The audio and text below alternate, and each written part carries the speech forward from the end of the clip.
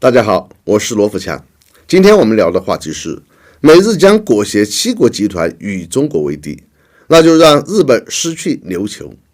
七国集团峰会将于5月20日在日本广岛举行。据透露，主要议题将包括中国问题和经济安全。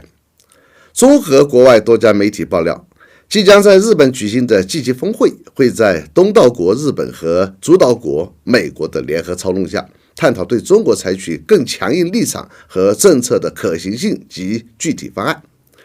虽然欧洲此前多次拒绝美国要在经济上孤立中国的行动，但如今欧洲的立场显然有了很大改变。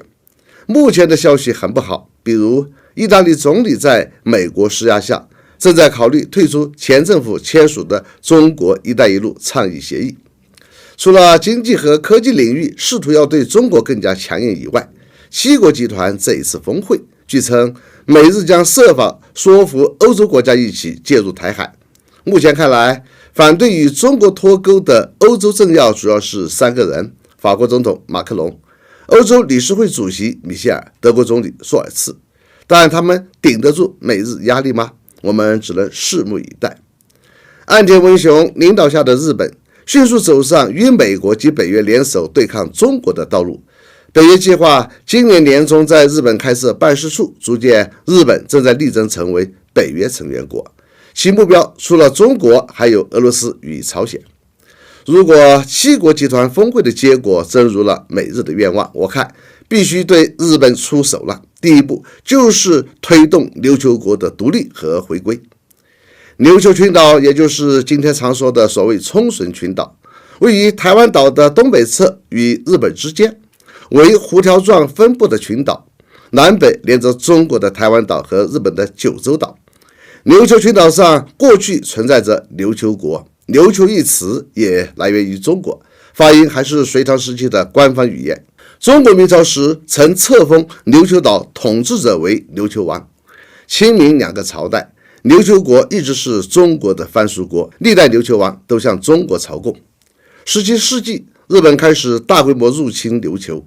1879年推翻琉球王国，宣布废琉制宪，但琉球依然属于大清王朝。日本多次与清朝谈判琉球归属日本的问题，一直未果。1894年至1895年中日甲午战争，中国作为战败国割让台湾、辽东，在琉球群岛问题上就更没有发言权，从此彻底失去了对琉球的控制。二战后期，美军占领琉球群岛，成为琉球的托管国，但没想到美国出于地缘战略的需要，减轻管理负担，让日本对驻扎在琉球群岛的美军基地实施更好的保障，竟然违反波茨坦宣言，非正式的将琉球的行政权交给日本。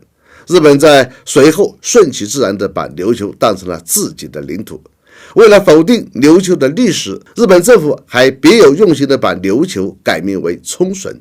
实际上，日本对琉球从来就没有合法的主权。二战中，日本战败后，波茨坦宣言第8条明确了日本的领土范围，日本之主权限于本州、北海道、九州4国及5人所决定其他小岛之内。这是关于日本领土范围限定和冲绳地位最重要的一条国际法。世界上就根本没有合法存在的什么冲绳县，只有琉球国。琉球本来就是独立的国家，后来一直是中国的藩属国，因此我们反击日本依美扩张、依美反华的野心，最符合国际法的手段，于是支持琉球恢复独立，而是恢复中国对琉球的主权。两者可以2选1，也可以分步实施。至于具体办法，只要定下决心，我相信相关机构会制定出完善可行的措施。一句话，琉球必须首先脱离日本独立出来。好，本期话题就到这里，我们下次见。